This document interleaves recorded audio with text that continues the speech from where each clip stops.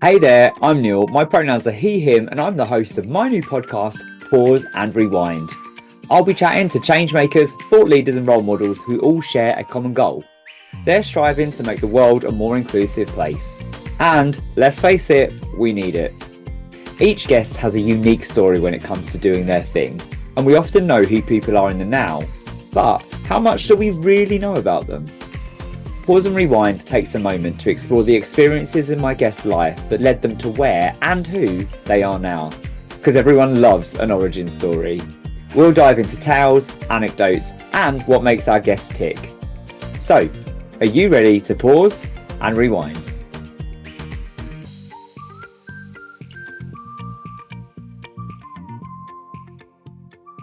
Hey there, and welcome to this episode of Pause and Rewind, where I'm chatting to Jamie Wareham. Jamie is the founder of Queer AF, an award-winning independent platform which looks to help launch the careers of emerging and underrepresented LGBTQI plus creatives, and it's driven by people, not advertisers. Queer AF aims to help shift the narrative on being queer in the UK, because that Jamie believes that only a media industry that represents, hires, and understands us can lead to proper change when it comes to, the way that LGBTQ people are perceived, accepted, and celebrated. And I absolutely love that. Jamie is all about kind of like, publishing queer stories, mentoring and building the resilience of queer creatives. And I actually wrote for Queer AF recently. It was an article around navigating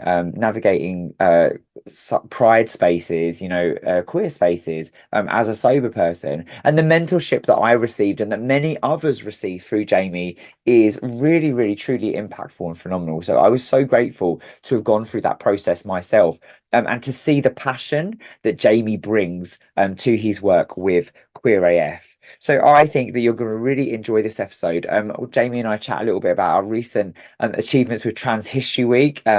Jamie's leadership on Trans History Week alongside Marty, who's a previous guest on the podcast, was great in delivering the first ever Trans History Week, which was much bigger than we expected. And a lot of that was driven by Jamie's passion and drive and vision. So yeah, Jamie, over to you. Enjoy, everyone.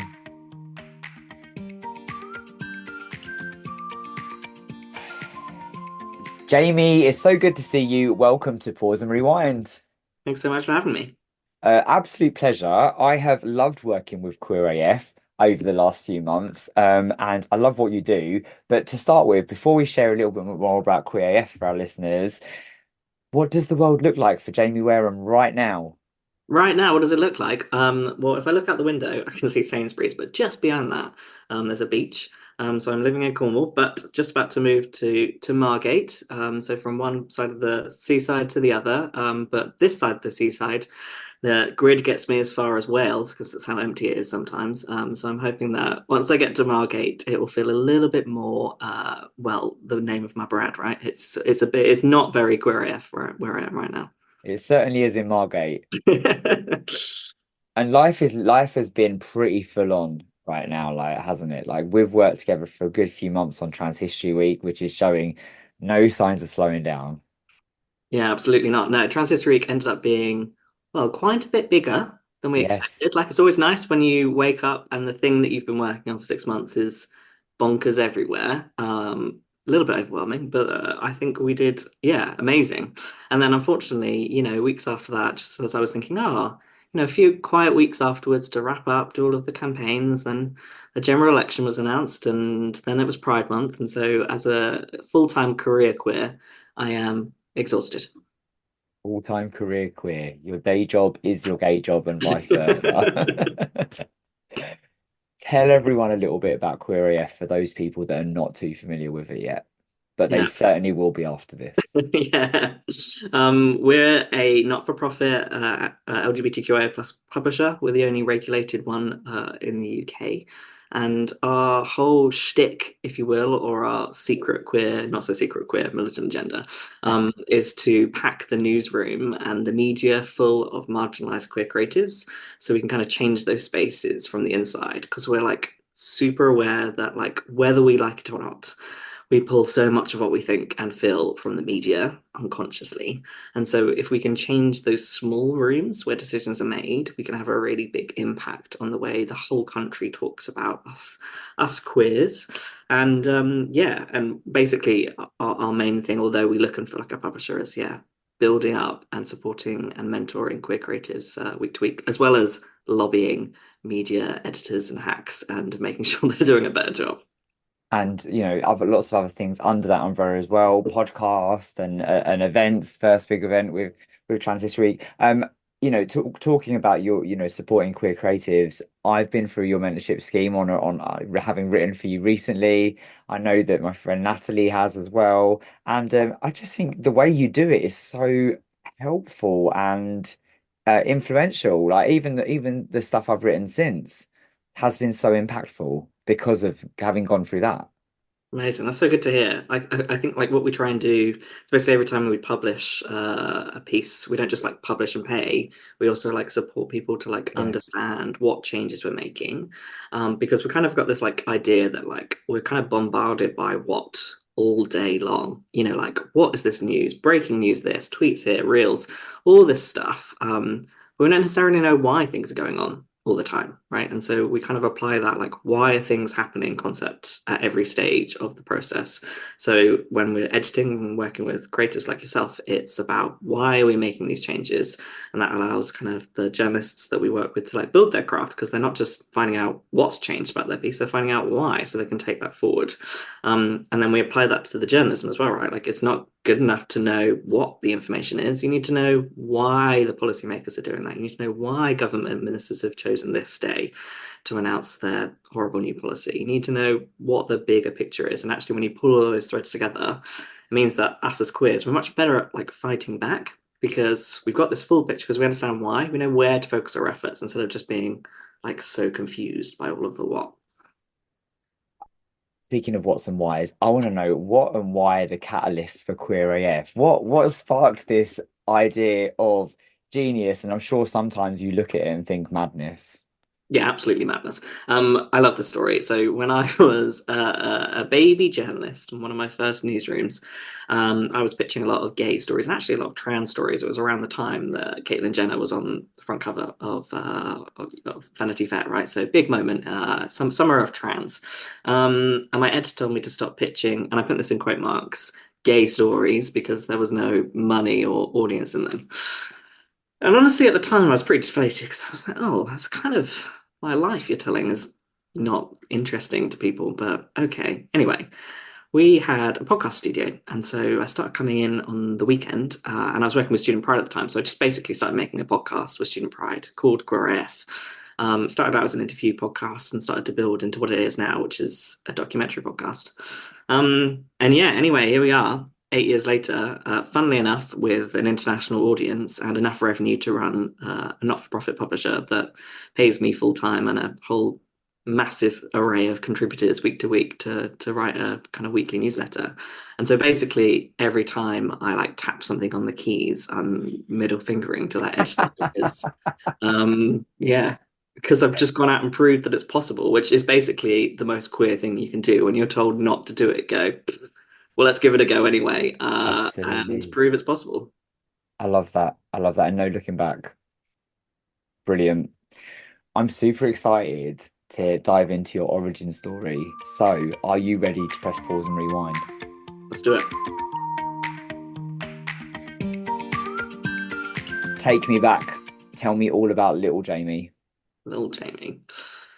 Yeah, I was trying to think about this. I think little Jamie was very quiet and very shy. I was always kind of one of the ones that just like quite happily to sit in the corner and do what I was doing.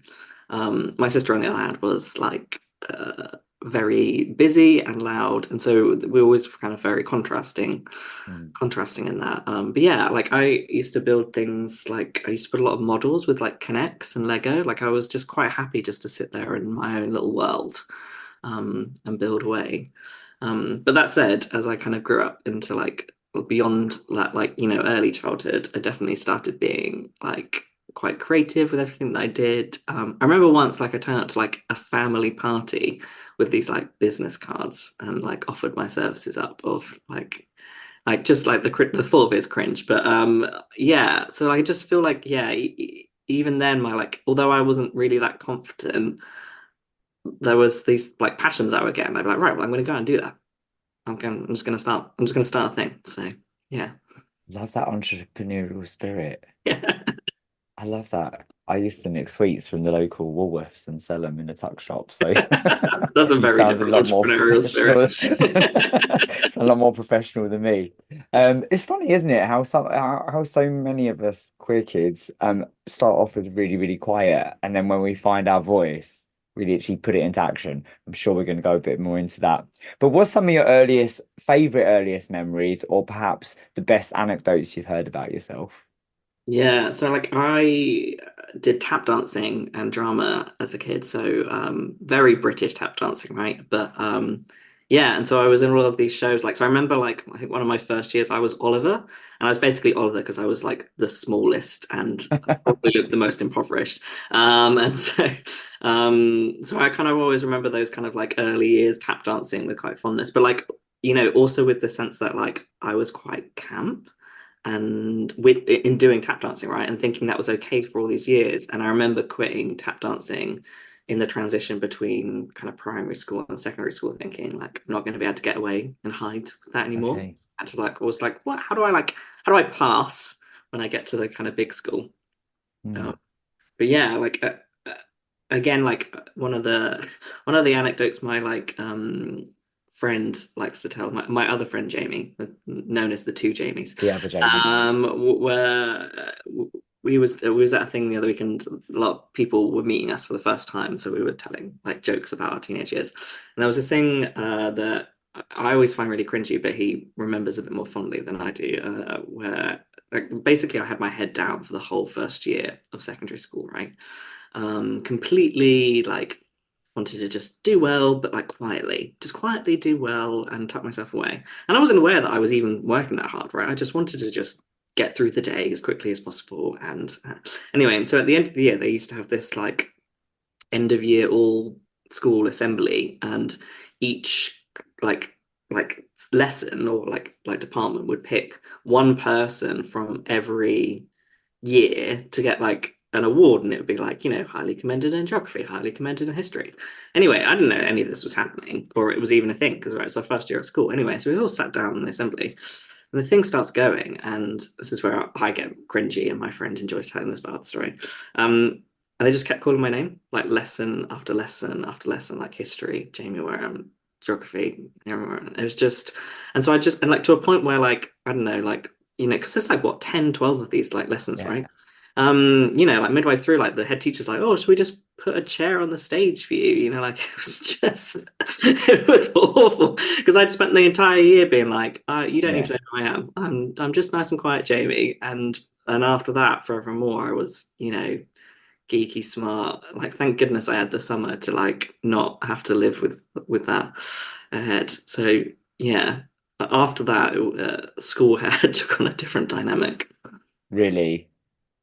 Yeah, Okay. so like yeah, and it went so yeah, so I had to like find a new tact, right? So I had to like find and then became very good at like hiding in plain sight by like joining groups of friends rather than just quietly taking things on my own. Yeah. Yeah. School's, it's for many of us, school is such a difficult time when you do just want to fly under the radar and you don't want to have to censor and police your every move, every sound you make. Um, what did you enjoy at school? What did you think you wanted to do when you were in those years, career wise? That was a great question. One of the best things happened at school was in the year eight, I think, there was a general election, and so they had like a mock general election, and I ran for the Green Party and won. Against That's all of these pretty like year that's 10s pretty and 11s. cool. It was very cool. And it was the first time I met the local Conservative MP as well. And so who's I think still in or well, depending on when this goes out, still sitting. And so yeah, it was interesting. And quite a contrast from someone not putting themselves out there to then going and doing something like that. And again, I think it was just like, how do I find a place? Like, what's my thing? Like, Yeah, I think I like bounced about for a bit. Because and also, like I wanted to find somewhere for that drama and tap dancing energy that was a little less. right. And so, yeah, I guess I picked that. But I guess the thing for me then was like I was always really bothered by injustices, right? And so, like, I ran for the Green Party because I was like, why don't you have recycling? Like, my thing was like, why aren't there recycling bins in every classroom? Surely that's easy. Like, yeah. And that was basically all I talked about. And that was, yeah. And I think that's kind of very like became a very me thing. Like injustices bother me. So what am I going to do about it? I love that turning it into action at such a young age as well.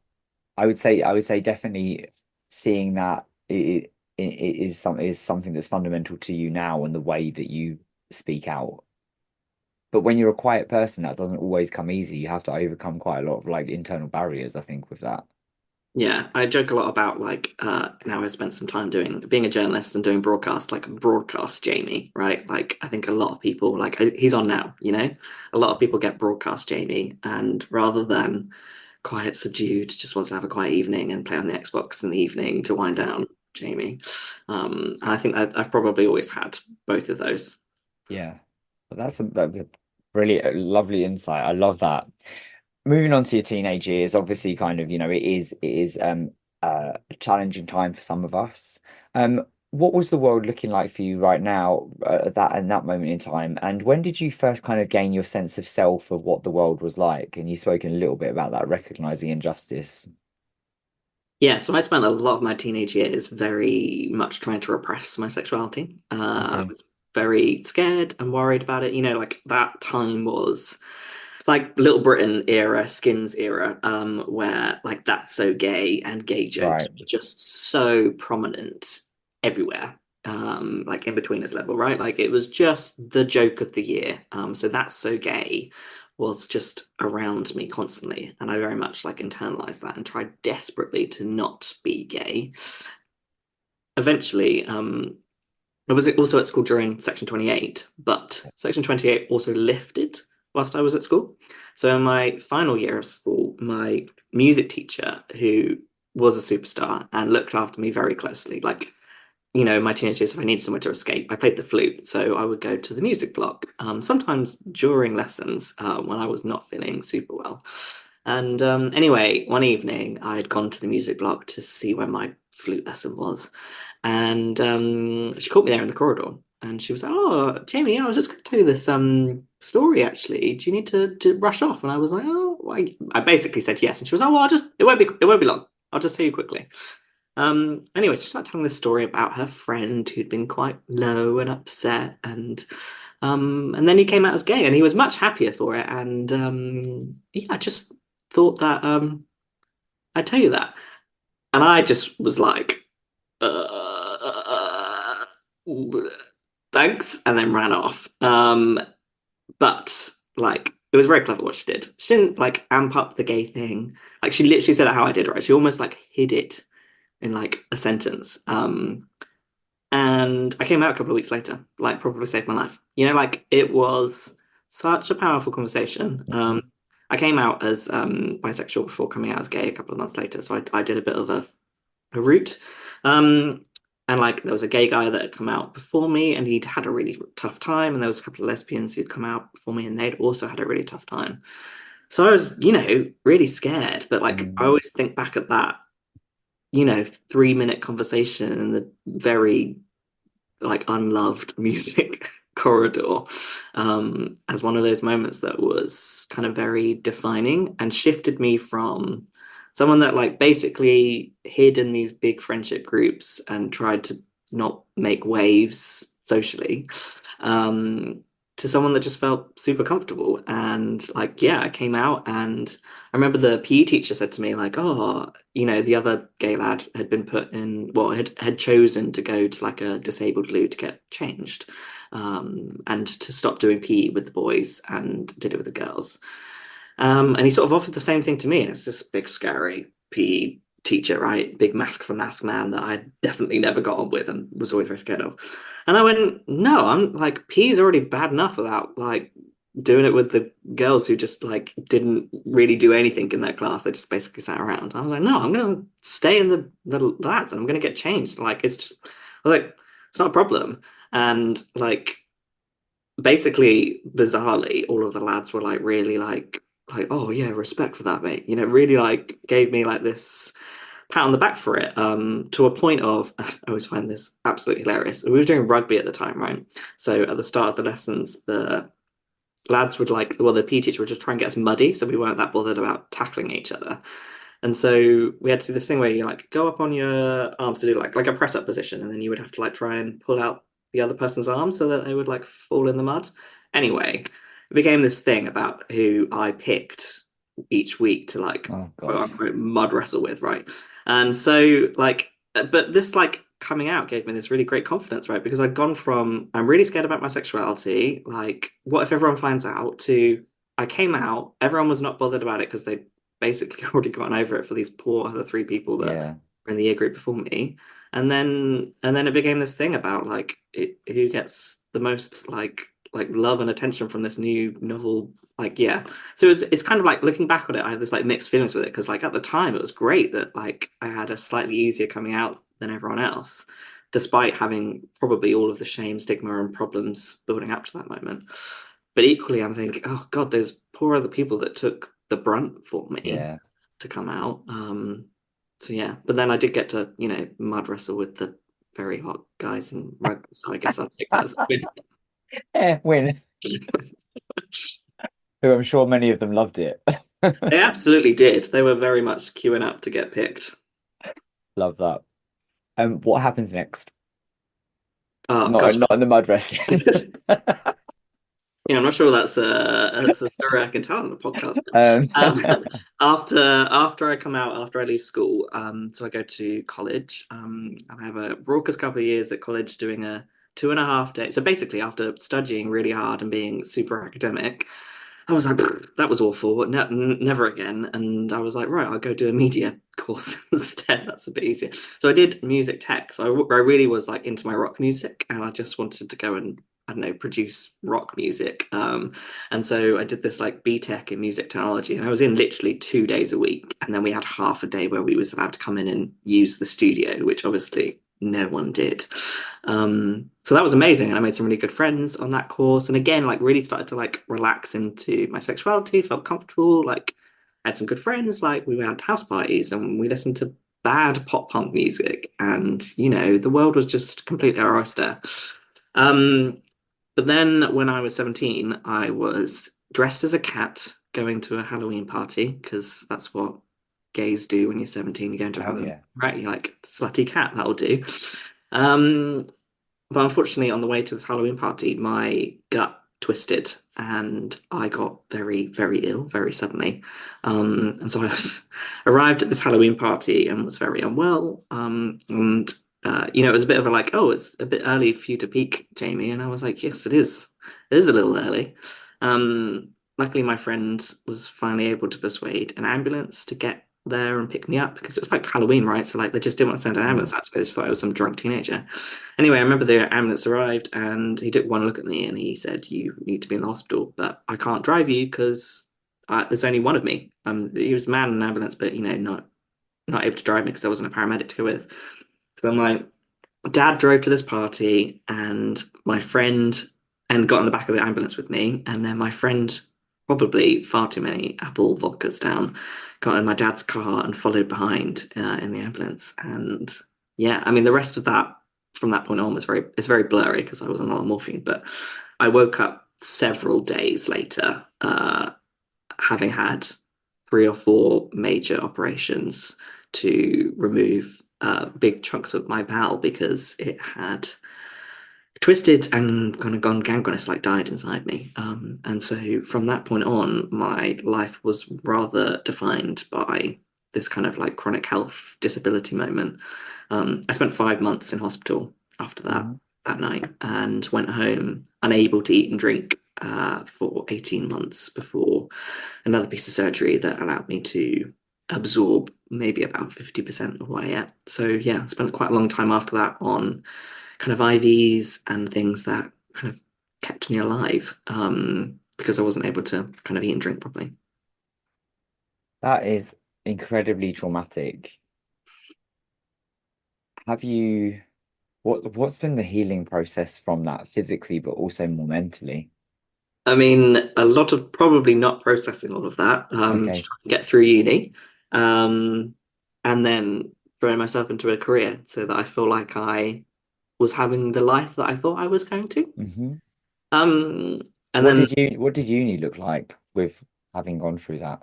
gosh, it was so different because, by the time I got to uni, I'd done full circle. So academic at school, college was supposed to be about having a laugh and taking it easy. By the time I got to uni, I just wanted to study. Right. Like I didn't really get the chance to do, 18. I was 18 when, I was 17 when this happened, right? So I didn't get the chance to go out and be 18. I didn't get my, lads holiday to Magaluf that got cancelled. It was supposed to be a week after this happened, right? Like I lost all of those things that like for many, like, I was speaking from a very British perspective here, right? But Yeah. like for many Brit teens were like are like rites of passages. Um, so yeah, so when I got to uni, like, and obviously, like, I only had half a gut by this point, so I couldn't drink properly. And I was on lots of painkillers still as well, so that was all confusing. And yeah, so I kind of got to uni, and I tried to take part in freshers, but I really just wanted to sleep a lot and rest and turn up to my classes and do the work, and everyone else was just not there yet, right? Because everyone gets there after most people get there after year two, but first year is designed to be a bit of a laid back moment so that everyone Mm. can kind of let off steam. So yeah, the first year of uni was particularly hard. I was in a halls with 14 people, just huge halls. And my room was next to the kitchen, and everyone hung out in the kitchen. And like, I was the only one that just wanted to go to bed at a vaguely reasonable time. So it was really difficult. But I was eventually moved to an international students hall, which was great because they were all much more mature students. And I just met all of these awesome people from all over the world and like lived with them for like, for another 6 months. Like I remember there was this like Chinese couple that just cooked the most amazing food. Uh, all the time, and they were so sweet. I always remember the girl; she was really chatty, and the guy, I'm not sure whether he actually spoke in English because I don't think I ever heard him speak. But they were so lovely, and like every time I go, they'd be like, "Oh, try this, try this, try this." To a point where always remember one time they got me to try this, like smell this spice. Anyway, so I like took this spice bottle and like put it quite close to my nose, and they're like, "Don't sniff it too hard; it's really spicy." So yeah. So uni was yeah, it had its ups and downs for sure. Do you looking back now and even then, do you feel like you missed out? Maybe a little. Like I think there's a lot. Like what would my life have been like if my gut hadn't twisted at Mm. the age of 17 and I hadn't spent a year, I've spent 3 years of my life in hospital, right? So like if I could get those 3 years back, like I probably would change it. Also, would I really want to change it? Because my life is where it is now and I've worked really hard to get here and think about Yeah. all the people I've met. So I mean, it's really difficult. Like, and also, I'm really well now, having had a multiple organ transplant a couple of years ago. That's basically for the first time given me a proper working gut since I was 17. So the other part of me is like, well, you're 31 now, and with a better means to do so, maybe now is the time to live out some of those teenage hijinks, but with the maturity of a 30 something. The joys of hindsight. And we say that we're allowed, us queers are allowed to kind of like extend those years because we do miss out on them naturally anyway, without a severe health incident like that. So why not go for it? Yeah, exactly. So What's on the bucket list? What's on the bucket hence the list? move to Margate, Right. and some, probably some skimpy speeders to go sit on the beach at with. Where hey, are you Are you there for Margate Pride? Yeah, well, definitely. Okay, cool. All right, I'm thinking trip to Margate to come party. Great. Um, we're shaped by our failures as much as our successes. Has there been a time looking back now that perhaps felt challenging? And I can imagine it sounds like we've already had one, Yeah. but one that was a pivotal moment that led you to where you are now with Queer AF. Yeah, do you know what? I think like, health stuff aside, one of the things that like I think was one of the failures that I often look back on is my time at Gaystar News. Um, like for a number of reasons. So like obviously Gaystar News has been reborn recently and has been bought out several times, but I was there when the original founders ran out of money, and didn't tell us until way past the point they should have done, and we were all left without being paid. Some of us for several months at that point. Um, and the reason it's like I talk about it as this kind of pivotal moment is it was at that employer that I realized that the culture of that place was just horrific. And I was a part of that. But so was everyone there. Like it was just a really nasty place to work. There was no real like oversight or structure of what was a kind of very cliquey and therefore kind of bullying culture that took place. And all of those words sound really big, but like I don't think any of us was aware of it at the time because it was so dog eat dog in that newsroom that you just had to be brutal in Yeah. order to survive, in order to get anything done, because we were never given a budget, like everything was down to the wire, like nothing was done well. We just scraped by constantly. Um, and the reason, like, I will caveat all of that with saying everyone in that building was so talented, like, just so talented. Like, I remember, like, there was a young journalist that joined us quite close to the end, and I just thought we broke them, like, because they came in with such, like, joy and passion and, like, said yes to everything. And by the time they left, they were just, like, so degraded and upset and just lazy because Mm. that was the culture that we had there. And like that's like one of those things and like as a failure, like because I tried to change the culture. Like when I first joined, it was all white gay guys. And so I kind of started saying, maybe we should hire other people. And I like helped bring in some like diversity schemes that helped us kind of like shift our content away from frankly writing about gay porn stars most of the time to talking about other things that matter to like the wider LGBT community rather than just what gay men wanted to talk about or click on, which was, twinks with their tops off. So yeah, so like and that was the thing I think always bothered me was yeah, we never seemed to achieve what was like an interest to Mm. shift and change there because there was no will to do it because we weren't supported as a team to deliver because all of the money that went in just seemed to disappear so quickly. And so there was never any sense of progress or strategy or plans. And so, like, I say all of this as like a broader failure. Like, I recognize my part in all of that. But, like, I also feel like that failed so many people because once we closed, only kind of like group left that was doing anything similar was Pink News. And so that meant that Pink News had no competition. And so Pink News was just able to then just do what it does, which like some of the times is great. But like it also meant that without that like competitor challenge, it's easy for any business to coast in that space. And so Yeah. yeah, I felt like we let the community down by letting Gaystar News close. How long before Queer AF was born was that experience? Yeah, so it's about 2 years because Okay. I left Gaystar News and then worked at Attitude for a year, up to the lockdowns and then through for the first 6 months of them. And I left Attitude and thought, gosh, I didn't get into journalism to put Twinks on the front cover of a magazine, as lovely as that was at that fashion magazine for the last year. Hmm. What did I get into it for? And it's what most journalists and editors get into journalism for. It's to like play a crucial part in democracy and hold up, the estates like, that you should be doing. And so, yeah, I left there and I was just going to write a Substack newsletter because that was the rage at the time, right? Like I know they are now, but like it was like up and coming, right? It was like people hadn't really heard of them then. So I was like, right, jump on this train, like because it looks like it's going to get huge. And I was talking to my friend about it, and he said, "Oh, this sounds like a business, Jamie." And I went, "No, no, no, no, no, no, no. I don't want to start a business. I've always one of those people that said I don't want to start a business." And he was like, "Yeah, but it sounds like a business, doesn't it?" And I was like, "Oh." Anyway, and so he persuaded me to write a business case, and then the business case turned into a business plan, and then the business plan got turned into a pitch deck, and then a year later, I'd met with like some of the biggest LGBT community leaders who'd given me their like time, insights, and thoughts, and completely reshaped what this kind of mission was going to be. And I'd also gone round and very much Robin Hooded this and gone to all of my rich gay editor friends that I knew in the media and asked for some money. And yeah, I started this outlet refocused on like delivering for like marginalized queers because it just really bothered me that I was never given a budget in the media to do things well, which I always used to think devalued my work, let alone these poor like YouTubers and creatives and Instagram accounts that like we basically were relying on to drive clicks, but we weren't going to give them any of the cash.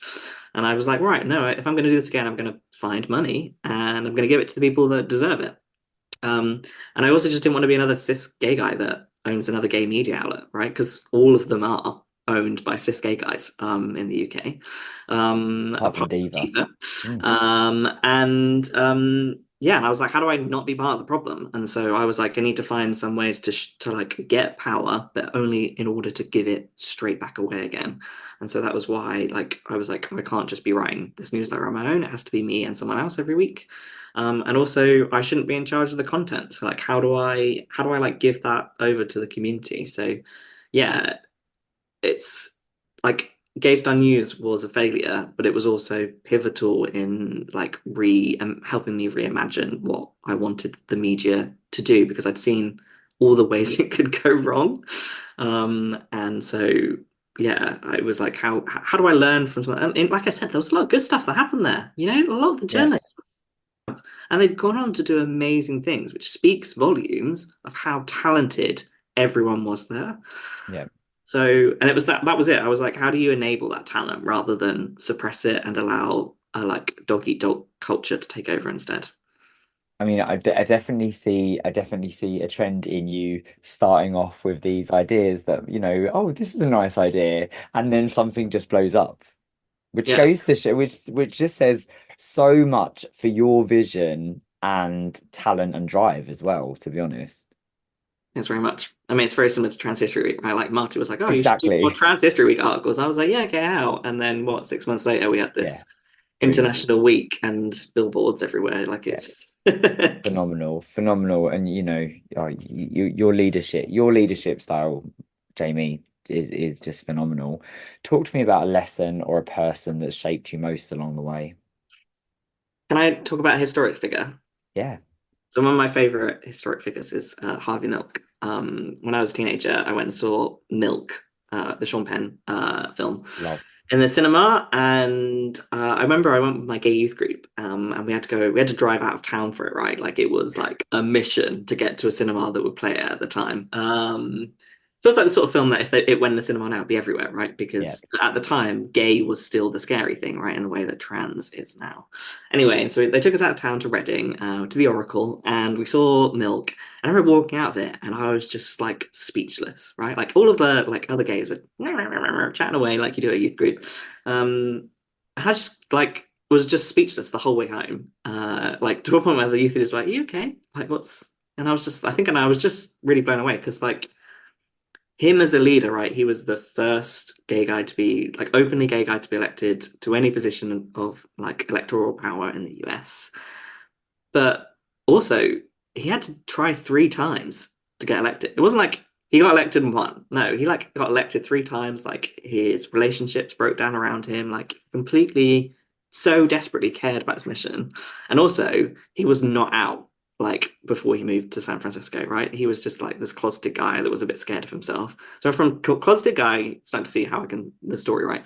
Closeted gay guy who went from a bit scared of himself to leader that took on this huge thing, won, and did amazing things.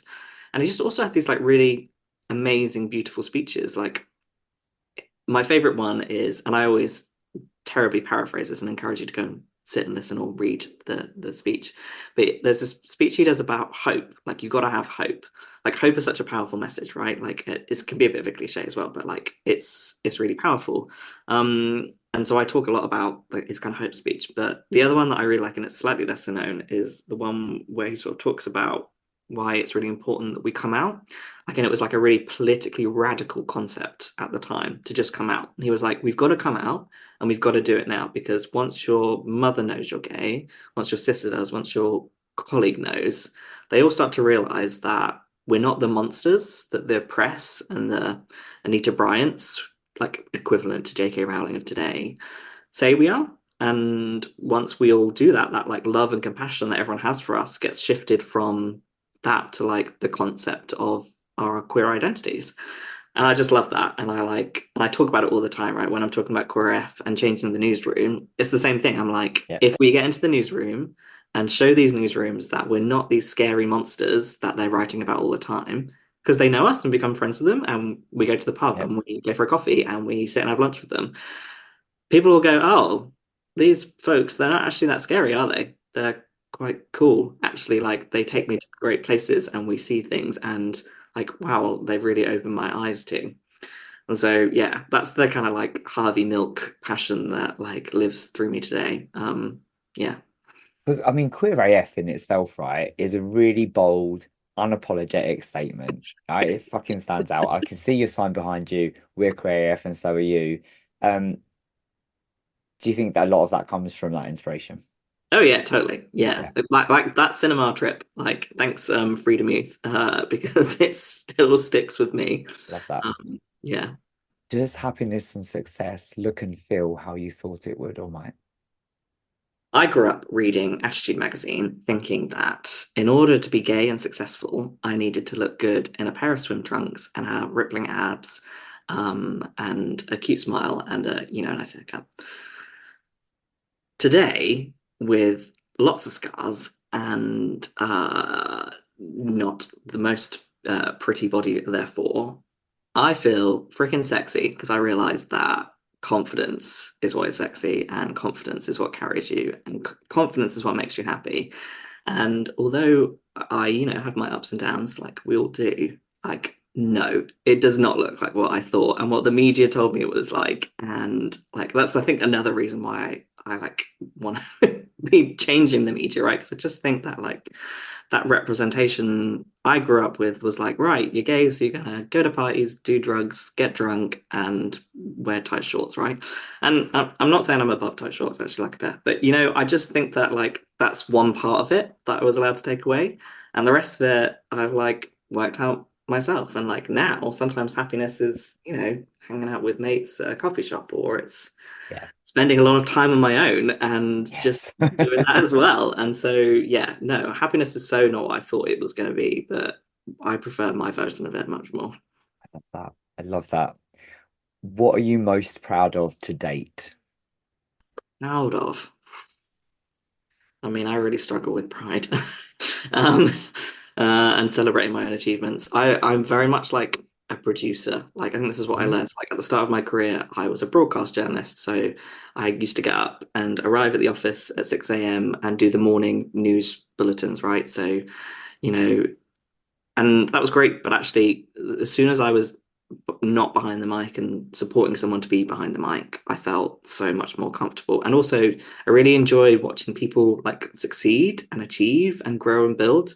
So, like, honestly, the things that I'm most proud of are times where I've been able to support people to do that. Like, I kind of see it week in, week out with the Queer creators, right? Like, example I love telling about recently. This is like a recent proud moment. I don't know if this is my most proudest moment, but like one of the creatives, English wasn't their first language, and the first piece they wrote for us was like many of the pieces that first get written for us. It was badly structured and the grammar was all over the place, and I had a really good story, but like it took a lot of work to get there.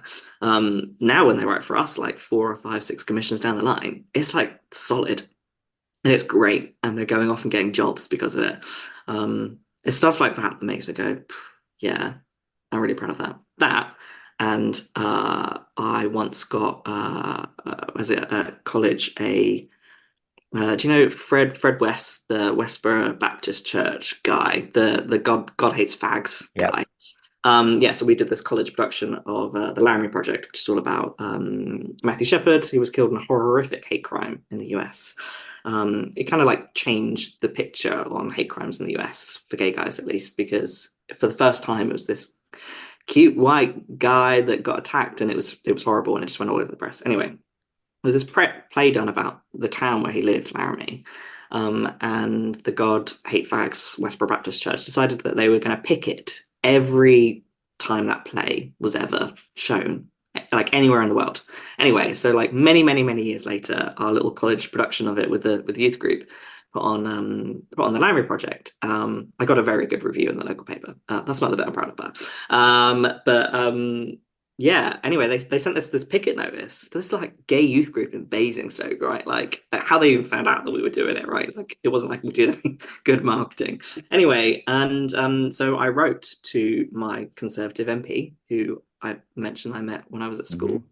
And I said, I don't think that this guy should be allowed in the country. Like we're better than that, surely. Like he's just here to bring hate. Like the UK is not a place that does that. We've got laws, we've got protections, and our values just don't they just don't match up with that. Anyway, my MP took that to the Home Secretary at the time, which I think was Theresa May, and got him banned.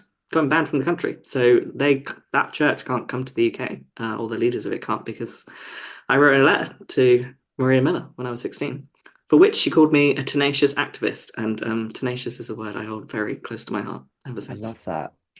What a story. That's brilliant. That's brilliant. Oh, you should, yeah, that's amazing. Are they still not allowed in the country now? Yeah, no, they're on a like list of extremists. So yeah.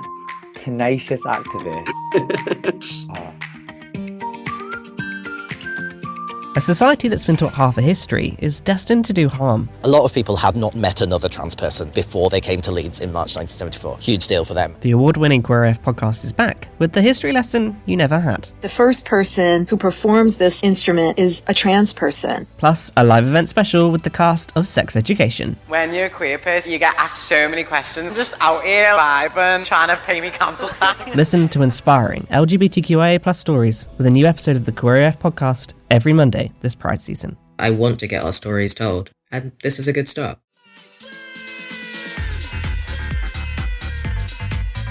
The House of Happiness is London's ultimate sober clubbing extravaganza. We're led and delivered but created for all, whether teetotal, sober curious, or just taking a booze snooze. We love a day rave, and on a Saturday afternoon you can expect banging house tunes, DJs on decks, dancers on podiums, and a fully stocked alcohol-free bar. Flamboyant, bold, with a glitter station to boot. We're all about safe, inclusive fun, and we even have a pre-meet so that you can make new sober buddies before you hit the dance floor. Grab your tickets from Instagram now at House of Happiness Official, and we'll see you on the dance floor.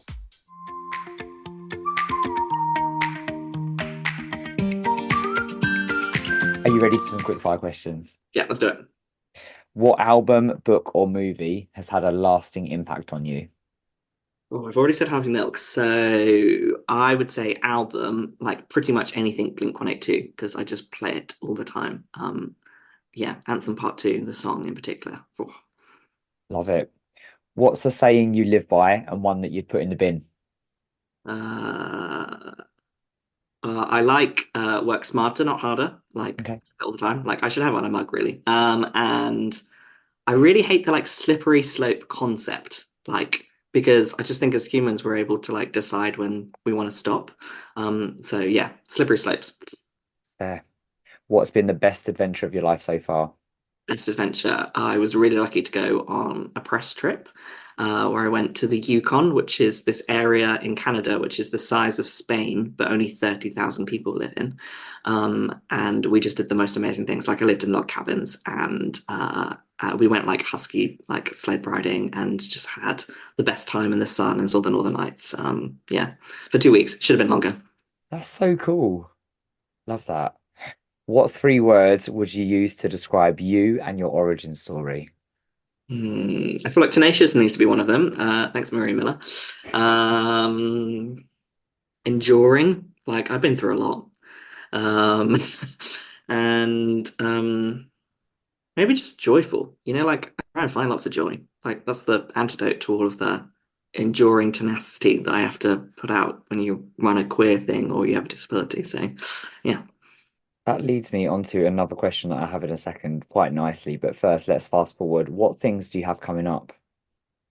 I'm moving to Margate to be even more queer as fuck than I am at the moment. Way.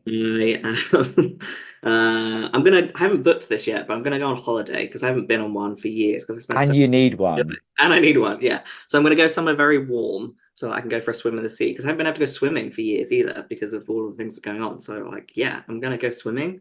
And I feel like I need a third thing that I've got coming up that's exciting. Oh, I'm going to see Troy Sivan in a couple of weeks' time. Who is getting all the controversy lately. Well, exactly. So I'm going to go and see him for, reporting reasons. Okay, brilliant. Let's tap into that joyful side of you. What brings you joy? What brings me joy? I really like seeing other people achieve. That's definitely a big joy thing, which I get through working with creatives all the time. So I love that. But also just like sometimes it's just the small things, right? Like seeing a gay couple hold hands in the street. Like it's stuff like that where you're like, "Oh, that's cute." I have major cute aggression. So like I'm almost like slightly angry that they're having a really nice day whilst they're holding their hands. When you just want to shake things and like, Yeah. yeah, stuff like that really brings me joy. As does just like cheerful TV sometimes. That's nice. You said about you did the headspace thing and contentment. It's quite underrated, right? Yeah. Also, Marty from Transhistory was telling me this thing about this concept called compersion, which is like the Okay. opposite of jealousy, right? It's like so like usually like we're like, oh, someone else has done a thing. Ugh, why couldn't I do that? Like, ugh, like how do I do that? Or like, why do they always get it well? Like, whereas compersion, and I love this concept now, is like, oh, they did a thing. That's amazing. Good for them. Yeah. Or like they achieved something. Yeah, they totally deserve that. Like it just flips jealousy on its head. Like it's the same concept as well. All you just got to go is like, yeah, it's cool that they did that. Yeah. Like, yeah, I could probably learn something from that. Like, yeah, Yeah. Becoming each other's cheerleaders. yeah. Love it. What takeaways do you have for anyone listening wanting to create something inclusive like Queer AF? I talk about this a lot, and look, there's no silver bullets in a DEI strategy whatsoever. However, if you want to get pretty close to one, my thing is hire people with the lived experience of the thing that you are trying to deliver on or serve. And it's very simple because they'll do a good job because they know it. And also, most crucially, they will understand the impact of the thing that they are delivering. And so that will fundamentally shift the foundation of its focus because they'll just know in a way that you never can.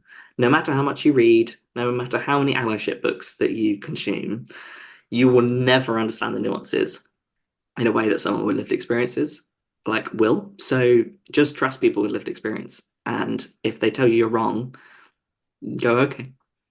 Final question. Do you have any words of wisdom or encouragement to help anyone out there get to wherever they're going? I think if you're feeling like a shy teenager who's a bit unsure of yourselves, or if you're just feeling a bit shy more generally, trust that what you're doing in life is right and just relax into that thought and realize that you don't need that external validation, as lovely as that is. For example, Neil praising me throughout this podcast episode has been lovely. But that validation isn't necessarily important if you feel like your life is taking a different path. And one of the things that's super duper about our generation and the internet world that we live in nowadays is you can find other people that are just like you. It's very easy most of the time. You might not always live close to each other, but you certainly can find that yeah, I'm doing all right, and other people are like me. So sure, go and find that, but also just feel super happy that you are you, and that's freaking cool as it is. Mic drop. Jamie, thank you so much for being a guest on Pause and Rewind. I love your work, and I'm so grateful that we took some time out of the last few months' crazy busyness to sit and chat properly. Me too. Thank you so much for having me on. Thank you. See you soon. I'll see you in Margate.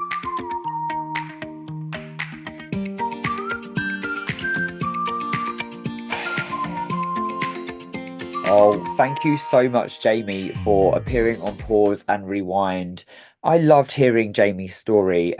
From growing up as a kid that was very much head down and wanting to go kind of like, unnoticed, through to someone that kind of found their voice at a young age and is using their voice to platform queer creatives and to help drive change. It was fascinating to hear how Jamie's really severe, health incident that happened when he was 17 has really shaped a lot of the way that he works and shaped his career as a broadcaster and as someone that is so passionate about the community. The three words that Jamie uses to describe his origin story are tenacious, enduring, and joyful. And it was great to hear how Jamie, harnesses the joyful side of it because he's had to do so in order to get past having to be so tenacious and enduring with his health and with his career as well. And the way that Jamie is never one to lose sight of the importance of joy, particularly queer joy, trans joy, and the way that particularly in today's society with such anti-LGBTQ rhetoric and relentless attacks on trans people, joy is something that is so important to tap into. So, Jamie, I am so grateful for the work you do. It has been an absolute pleasure working with you, as I've said. And if you haven't already, please subscribe to Queer AF. It is the go-to source for queer news and stories. And Jamie is such a talented storyteller and a driver of change. So yeah, do subscribe to Queer AF. Check out their podcast. Check out the stories and their weekly newsletter. And yeah, please carry on listening to Pause and Rewind too. Like, share, subscribe. Thanks everyone. See you soon. Bye.